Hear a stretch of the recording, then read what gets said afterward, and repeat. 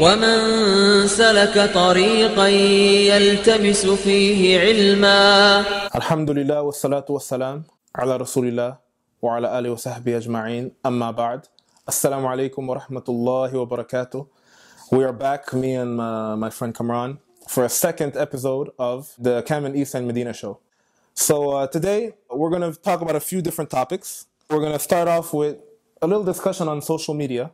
The second section, we're going to talk about Faaidah. So we're going to give one Faaidah each. And after that, inshallah, we'll go to our favorite part, book review. So we'll move on to the first part of our videocast / podcast / show, inshallah. Whatever you want to call it. Whatever you want to call it. Doesn't matter, right?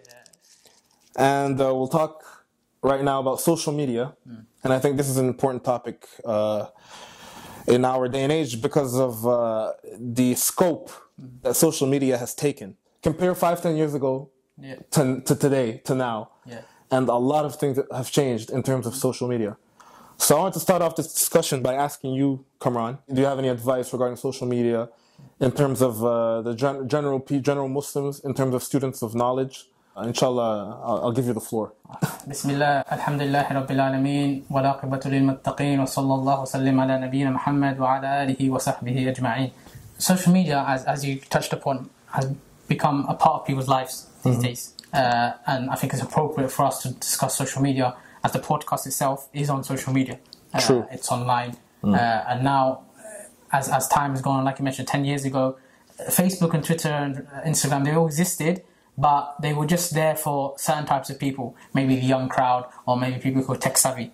But now social media has become part of everyone's lives. Even people who don't really use the internet, the fact that social media affects them, like even governments have been affected by social media. True. Huge movements have become active or have had an impact on the world because of social media.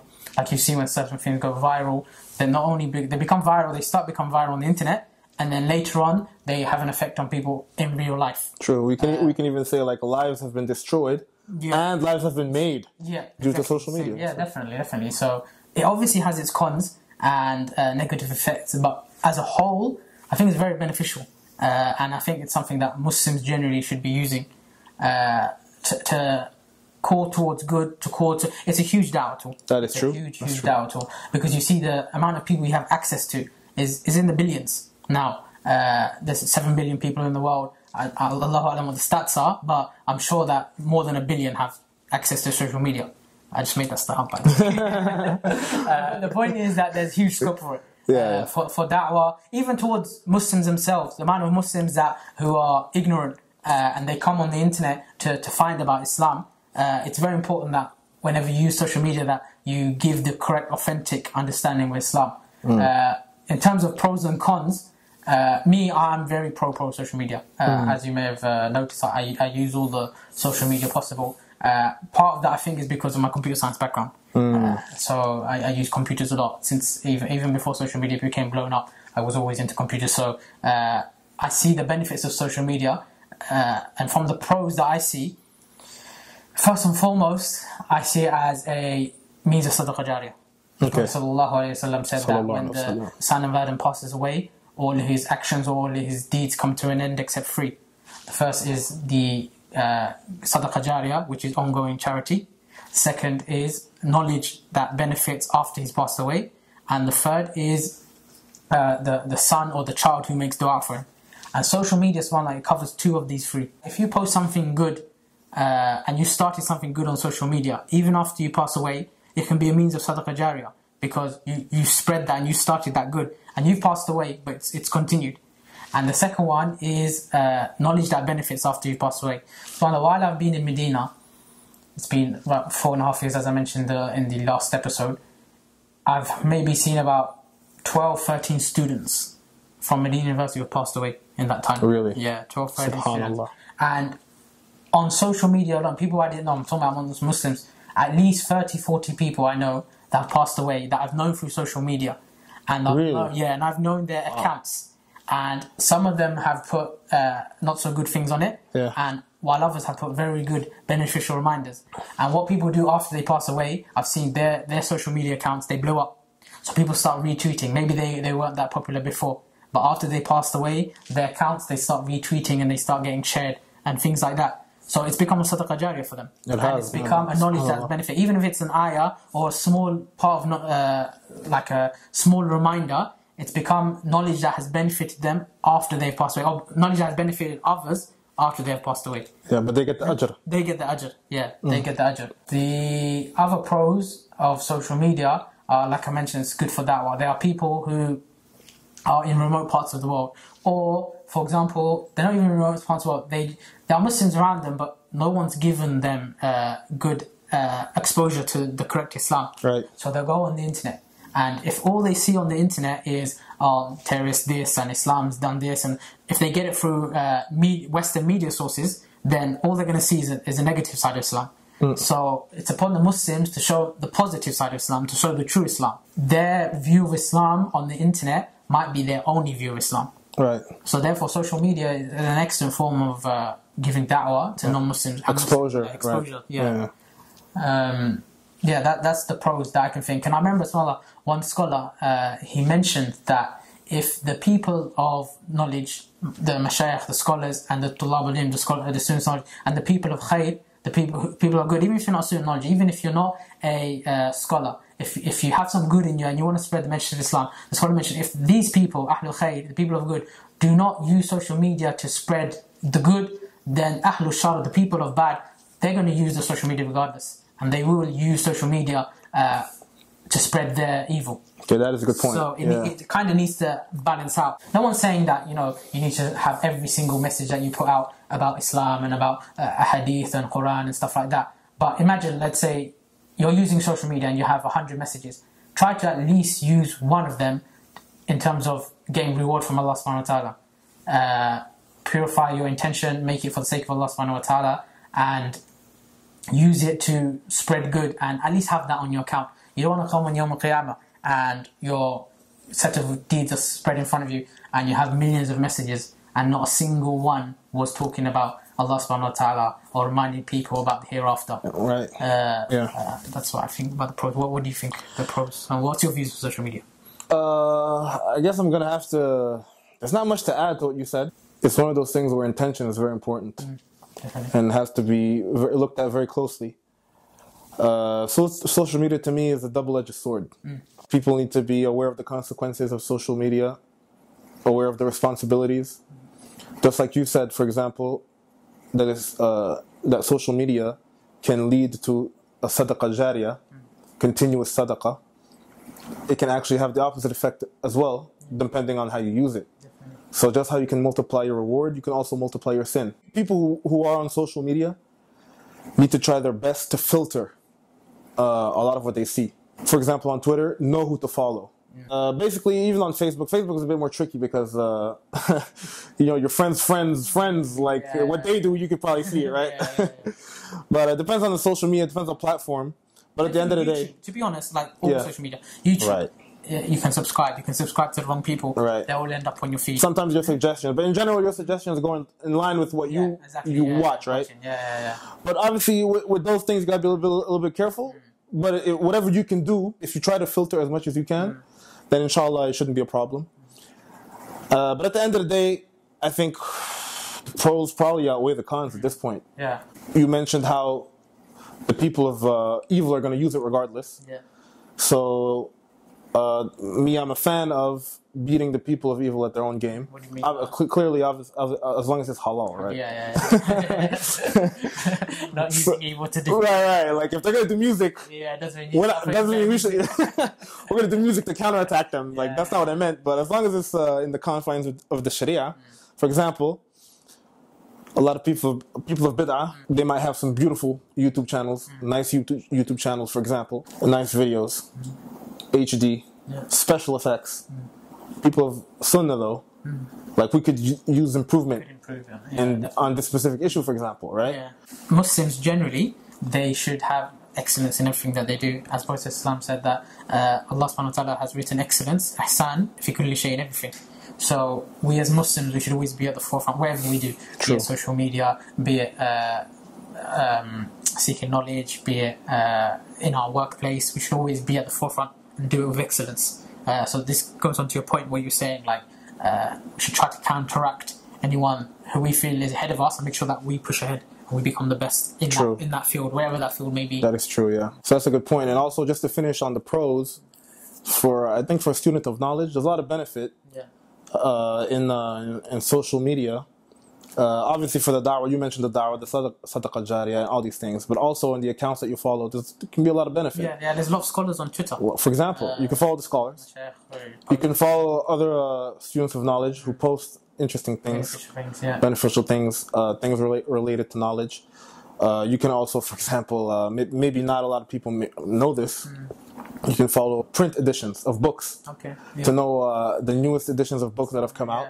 I've seen even certain maktabat shops in Madeenah. They have their Twitter accounts. Conclusion, on my side, it all comes down to how you use it and your intentions, inshallah. Yeah, definitely. I talked a lot about the pros. I think I should say some cons to even it out. You sure? You mentioned some cons, bro.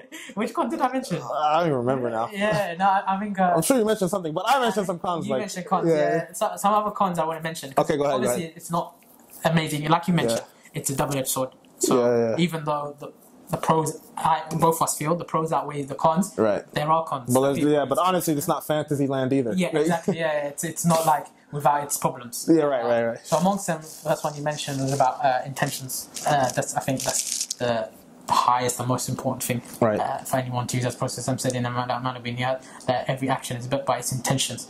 Whoever you are, whether you're a student of knowledge or whether you're a non-person, you have to, if you do post about Islam, make sure you're doing it for the sake of Allah subhanahu wa ta'ala. You're not doing it for the likes, you're not doing it for the comments, you're not doing it for the retweets. You have to make sure that your intention is constantly for the sake of Allah subhanahu wa ta'ala. Second thing, some people, they'll post something or they'll make a video or they'll put on Facebook, whatever, for the likes. They'll do things for the sake of the likes. This comes back to intentions. Make sure that you're doing it for the sake of Allah subhanahu wa ta'ala, and don't worry about how many likes you get. If you're doing it for the sake of Allah subhanahu wa ta'ala, it shouldn't matter what people say. Now you can take nasiha in terms of if it's correct or not, but if you posted something, let's say you posted an ayah, right? Or you shouldn't care about how many times you get retweeted. How many times you got retweeted? Yeah, the more likes you get, it doesn't make a difference in your life. It shouldn't. It shouldn't, and it doesn't. Like for the people who are searching likes, I've to find it doesn't make a difference. If I post something, whether I get 1 like or 200 like, it doesn't make a difference in your life. To be honest, it doesn't mean I'm better than anyone. It doesn't mean the person who didn't get likes is worse than anyone. Like I mentioned, you've done it for the sake of Allah subhanahu wa ta'ala, then you leave, and that's it. That brings me on to another con that social media has. It's time wasting. It can lead to a lot of time wasting. Forgot about that, bro. It can lead to a lot of time wasting. You go to your timelines, this, click. YouTube's the worst for time wasting. Oh my God, bro. Or you watch something on YouTube, and then you have the related... You don't even know where you end up. Related videos is a fitna. That is just trying to stay away. Look what you will benefit or what you came for. Set a certain amount of time that you want to use for YouTube, and halas, get off it. Because if you leave it open, then you're just going to spend hours and hours and hours wasting time on it. That is definitely a good point. That's another con. What I do personally to stop myself, because I know I'm somebody that if I go on the related videos or if I start going on timelines and stuff, I'm just going to spend and waste hours on it. So I post what I want to post and I leave. And I don't check the timelines and I don't check related videos. I will check notifications to see if everyone said anything about my post, meaning they want any clarification or anything other than that. But if I go to timeline, I'm just going to waste time. Likewise, if I'm on YouTube and I start going down that related videos, I'm just going to waste time. So I post what I want to post, or I view what I want to view, and then I leave. And I find that's the best way for me to stop wasting time, because, like I mentioned, that's a very big con of social media, time wasting. And I also want to mention that it's binary. There are two types of people in the world. The people who use social media and the people who don't. And the people who don't, it might not be because they don't find benefit in it. It might be because they're just not that type of people. Now I know brothers and some sisters. It's not for them. It's not for them. Which is perfectly fine. If it's not for you, it's not for you. Even from the older generation, they just don't like it. So that's fine. But it shouldn't be the case that the people who don't use social media look down upon those who do use social media. Or the opposite. It shouldn't be for those who are using social media, who are out there. They shouldn't look down upon those who don't. Because each to their own. It's not for them. They don't like it. Halas, that's it. That's the end of it. So there should be that, that mutual respect. And I guess your point what I gathered from your point that's very important is self-regulation. Yeah, definitely. That's a tough one, bro. You know what I mean? Exactly. It's for everybody, us included. Everyone has a struggle right, with right, themselves. right. Yeah. I think we touched the core issues of social media. Yeah. So inshallah, we'll move on. I hope people benefit from that. Yeah, inshallah. What we'll move on to is part 2 of the show. Yeah. Part 2 of the show, which we will have a regular either every show or every other show, is Faaidah of the month. A Faaidah is a small benefit that can either increase your knowledge or increase your iman or something like that. So every podcast, Eissa will share a benefit and I'll share a benefit, inshallah. So we'll begin with Eissa. What's your Faaidah of the month? My Faaidah is what you would call a Faaidah Isnadiyya. Okay. So this is for anybody who wants to start looking at the chains of narrations of a hadith, for example. In the 6 books, Bukhari, Muslim, etc., etc. I first heard this Faaidah when I was sitting in the dars of Sheikh Abdul Karim al-Khudair, Hafidhahullah. He mentioned this, and then it was mentioned by our hadith teacher currently, Sheikh Salih al-Umudi. Okay. He mentioned this as well. And I thought it was very interesting and very important. From amongst the Salaf, there are 2 Sufyans that are famous. Yeah. And people might have heard these names already. So you have Sufyan al-Thawri and Sufyan ibn Uyayna, right? Right. Yeah. And these are narrators in the chains of a hadith. And they come up a lot. Okay. Yeah. The issue here now is that because they have their first name is the same, a lot of times they come up as just Sufyan. Okay. Yeah. You have, for example, you read Sahih Bukhari, you open up Sahih Bukhari, you go to a hadith. The first person is the Shaykh of Al-Bukhari. And then the chain of narration will continue until the Prophet, until the Sahabi, until the Prophet sallallahu alaihi wasallam, right? And in that chain you'll have Sufyan, but it just says Sufyan. So how do you know if it's Sufyan ibn Uyayna or Sufyan al-Thawri? Because it just says Sufyan. Well, Imam al-Zahabi, he mentioned the qaida, a rule, to know which Sufyan it is, right? And he mentions this in Siyar A'lam al-Nubala, and he says, if you have between Sufyan and, for example, Al-Bukhari, or for example, Muslim, or Tirmidhi, or whoever wrote the book of Hadith, if you have between the author and Sufyan, if you have one narrator, then it's Sufyan ibn Uyayna. Why? Because he comes later, and he's closer to Bukhari in terms of history. Okay. Yeah. But if you have 2 narrators, then it's Sufyan al-Thawri, because he's older. Okay. Right? And he came before, basically. Okay. So if anybody wants to start looking at chains of narration, because this is important, and knowing the narrators, obviously it doesn't come at once. You know, it comes over the years. But being familiar with the narrators is already a start to the ilm of hadith. And just to clarify on this rule, this is a general rule. Yeah. There can be exceptions, of course, right? So we want to hear your faaidah now. Okay, my faaidah is, again, it's related to hadith, so it's good both related. Yeah, nice. Sometimes you might come across a narration where the Prophet ﷺ was asked, what is the best a'mal, what is the best action? So the Prophet ﷺ answered. So, for example, there's a hadith in Sahih Bukhari on the authority of Ibn Mas'ud. The Prophet ﷺ was asked, what is the best action? And he said, Salah ala waqtiha, meaning the prayer at its fixed time, at the correct time. Then he was asked, and then what? And then the Prophet ﷺ said, then birrul walidain, then being dutiful to your parents. Then you get another hadith which is authentic in the Sahihain or even in either Bukhari or Muslim, where the Prophet ﷺ gave a different answer. So there's another one where the Prophet ﷺ was asked what is the best action, and the Prophet ﷺ said jihad fi sabilillah. So the faaidah that we have is how can we do how can we combine between these 2 hadiths. So the Prophet ﷺ sometimes would say this is the best action, and other times the Prophet ﷺ would say this is the best action. How can they both be the best action? Doesn't make sense to some. So the scholars, they managed to combine between these, and specifically Imam Ibn Hajar al-Asqalani in his explanation of Sahih Bukhari, Fathul Bari, he mentions, after mentioning these hadith, he says that the way we can combine between these hadith is that basically it depends on 3 different things. So because somebody asked the Prophet ﷺ, it can be either dependent on the time. So at a certain time, certain actions are better than others. Or the second thing is it can be dependent on the hal of the sa'il, the condition of the person who's asking. So for this specific person, that action is best for him. So the person would answer based on the questioner. So it's best for him to do this action. Or the third way we can combine between these, it means ba'd, means from the best actions. So in conclusion, if we come across these hadith where the Prophet ﷺ said that this action is the best, and how do we combine between him saying a certain action is the best and in another narration another certain action is the best, it can either be one of three things. The first is it was specifically best at that specific time.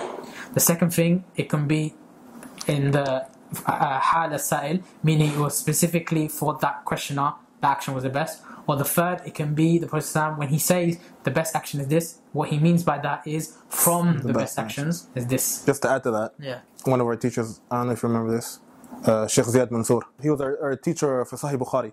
He mentioned that a lot of the earlier hadith would focus a lot on fighting, for self-defense and to protect, for the ummah to stay alive and protect itself. And then later on, a lot of the other got established as Islam as Islam got established, then a lot of the other things were focused upon. And that goes back to time. So at that specific time, that was the best action. Exactly. And then later on, as the hal changed, then this specific action became better due to time. Right, exactly. MashaAllah, Jameel. Well, so okay, inshallah. We'll move on to the next section, bro. Our favorite part. Your favorite part. No, your favorite part, bro. Come on. Our favorite part. And the viewers apparently, right? Yeah, inshallah. So we'll move on to book review, inshallah. Okay. Who wants to go first? You went first last time. That's a good question. I think you went first. I did. So your turn. Okay. Okay. We'll touch upon this later, but one of the comments we got from the viewers was maybe to go to something a bit more simple, because me and Eissa did start on books which were maybe a bit advanced for some viewers, for some of the viewers. So I took that advice on board, or we took that advice on board, and I'll go back to the basics, inshallah. So the book that I am going to review today is none other than Ath-Thalatha Usool. So this book is the Three Principles by Shaykh Mohamed ibn Abdul-Wahhab, and what it's about, the book basically, in a nutshell, is the three questions you'll be asked in the grave. So the first question is, who is your Lord? The second question is, what is your religion? And the third is, who is this Prophet, or who is this man, meaning the Prophet Sallallahu Alaihi Wasallam. So this is what I recommend every Muslim reads, whether you're a student of knowledge or whether you're not full-time seeking knowledge, but you just want to know about your religion. This is the book to read. One of the first books you should read, because it teaches about the basics of Islam, especially if you get a good sharh. So what I'm going to talk about is the sharh of Mohamed bin Salih Al-Uthaymeen, which is this copy. So the book itself is just Quran and a hadith and a few statements of scholars. There's not much from the author himself. So therefore you know that everything in it is just Qala Allah wa Qala Rasul. Shaykh ibn Uthaymeen, when he gives his explanation, he brings a lot more fawaid and a lot more detail to what the author brings. So therefore I recommend you read the explanation by Shaykh Mohamed bin Salih Al-Uthaymeen, because that will give you a complete good foundation over your religion. It's not the best print, to be honest. I don't have the best print. Dar al-Thuriya lil-Nashr. Okay. So this is not that good of a print. This isn't that good of a print, but it's the only copy that I have. The one that I'd recommend is Muassasa ibn Uthaymeen, which is his foundation. That makes sense. Which has, which has the best prints for all his books. Okay. Another copy or another sharh of the book that I would recommend is the sharh by Sheikh Abdul-Rahman al-Barak. Now this book, it has 4 different books in it, and amongst them it's got Usool Ath-Thalatha. As you might have noticed, here it's called Usool Ath-Thalatha, and here it's called Thalatha Usool. It means the same thing, the three principles. Sometimes they're called one or the other. So this is another one that I'd recommend. This is a lot more brief than the one by Shaykh Uthaymeen, but it's very good because it gives you a good overview. And this print is very good. Darul Tadmuriyah. It's a very good print of the book. And like I mentioned, if you get this copy, it's got 4 other books or 3 other books in addition to Usool Ath-Thalatha in it. That's my book review. Alright, Jazakallah khair, bro. Jazakallah feek, man. Your turn, bro. Yeah. My turn. My book this time is a bit more advanced than Kamran's book, but it's kind of... Mine was raw, the absolute basics. Yeah, the absolute basics. Mine, still a little bit more advanced, but I would recommend it for beginners. At least those who know how to read a little bit of Arabic. I don't think this is translated into English. And this is called Tadween as-Sunnah. by Sheikh Mohamed ibn Matr as-Zahrani. Basically, this is a book about how the Sunnah came about. And this answers a lot of questions, to be honest, that we might have regarding hadith. Yeah. When we mention here Sunnah, we mention specifically hadith, Right. how it was written, So, how it was compiled, like that. So it mentions the issue of, was hadith prohibited to write in the beginning? And this is an issue that came about, mentions other issue. For example, why is it that many scholars in their books had a lot of da'if hadith? This is a question. Why is it that not all books are like Bukhari? Just sahih, right? The differences in conditions of books, all these issues are touched upon, and why these issues existed. So how the Sunnah came about, how is it that we have the hadith in the form that they are now? This answers a lot of those questions, and it looks also historically how from the time of the Prophet ﷺ and the Sahaba and the generations that came after, how hadith was organized and officialized, basically. So this is a very important book, especially nowadays. There's a lot of attacks on the Sunnah and the hadith. Yeah. It's written by Mohamed ibn Matr as-Zahrani, who was a sheikh in faculty of hadith, rahimahullah. And basically I don't know if you know this actually, but this book actually started off as a mudhakkira for his class. A mudhakkira is like course notes or class notes that teacher and the students use to study. Sometimes, for example, not every course has its own book. So what they do is they have the course notes of the teacher, and that's what they use to study from. And this is what it was in the beginning, and it got turned into a book. A bit like Bidayat Mujtahid. Yeah, Which back in the days though. Yeah. The mudhakkira Right. students. Back in the days though. Likewise, the same thing happened with Sheikh Shanqiti's mudhakkira for Usool al-Fiqh. Right. His explanation wrote Right. It was a mudhakkira, and now it's a fully fledged, complete book. Exactly. So this is a book that they study in the faculty of hadith in the Islamic University of Madeenah. Now that the muqarrar's changed, they don't study this specific book, I think, but they study a subject similar to this. And just to touch upon the print edition, this is Dar al-Minhaj, which to me is hands down the best print They're very good. of all books. Yeah. If you can find a book that has Dar al-Minhaj print, get it. Yeah. Right? There's a few prints that are good. Obviously, we mentioned last time Risala, Dar al-Jawzi, even Dar al-Hazm. Yeah, right. So you prefer Ibn Jawzi, I prefer Dar al-Minhaj. Yeah, no, but they are very good. Yeah, so we'll just show it real quick. So yeah, this is how it looks. And I mean, it's very like easy to read, very spacious, and it has different colors as well. I mean, this all makes it easier. Yeah. We live in a time where we need to make it easy for people, right? Yeah. So yeah, that's it. Oh yeah, and I guess we finished the book review. Move on to the last part, inshallah. So we received 2 questions / comments. The first one I'd like to mention is from brother Abu Dawood on Twitter. He basically gave us advice, jazakallah khair to the brother, and asked us to maybe talk about some beginner mutun like you did.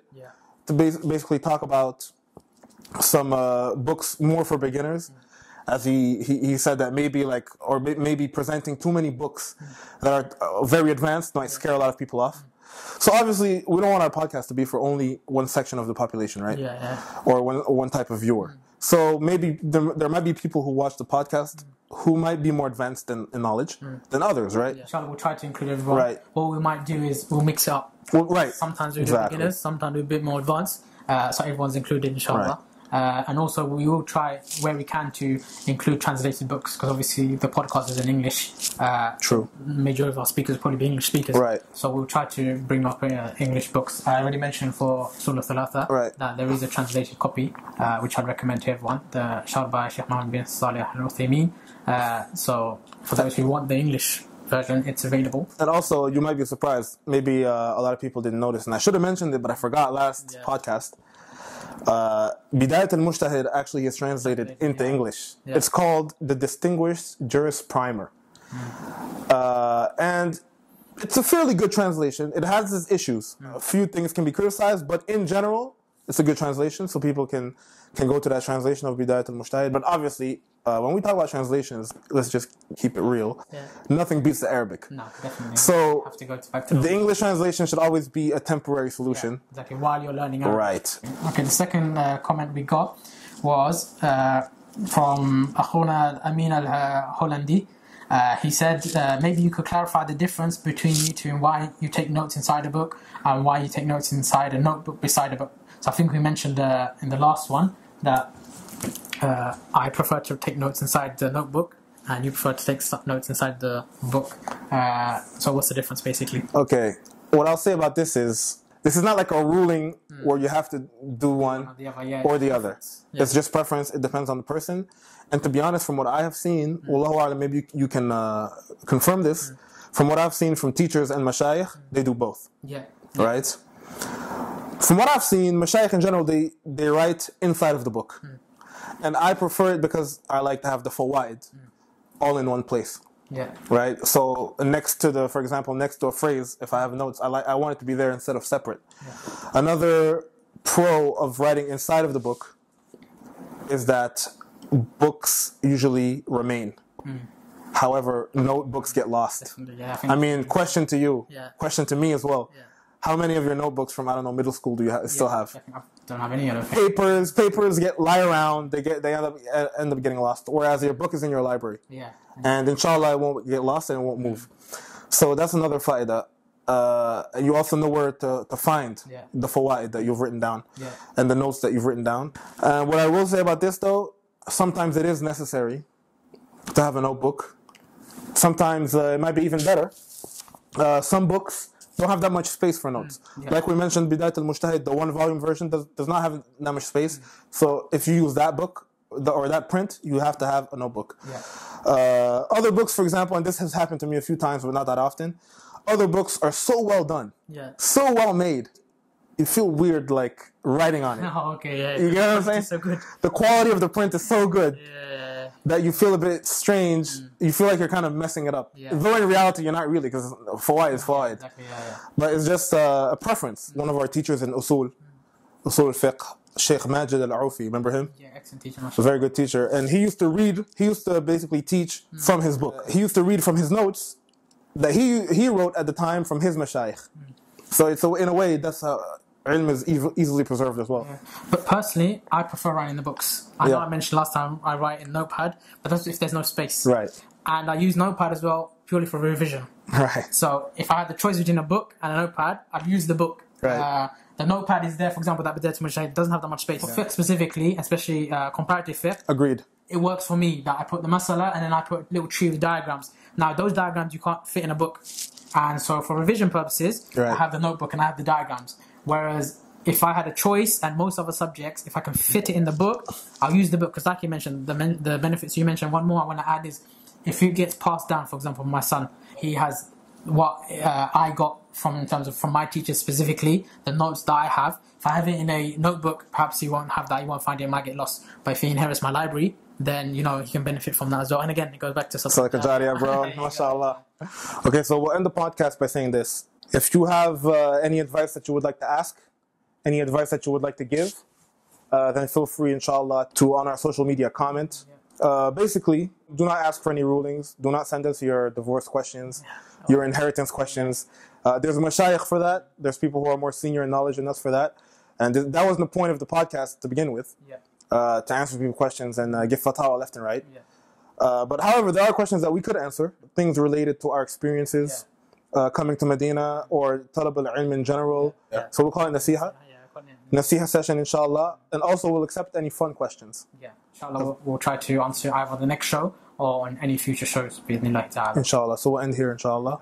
Sallallahu Sayyidina Muhammad wa akhir da'wana anil hamdulillahi rabbil alamin.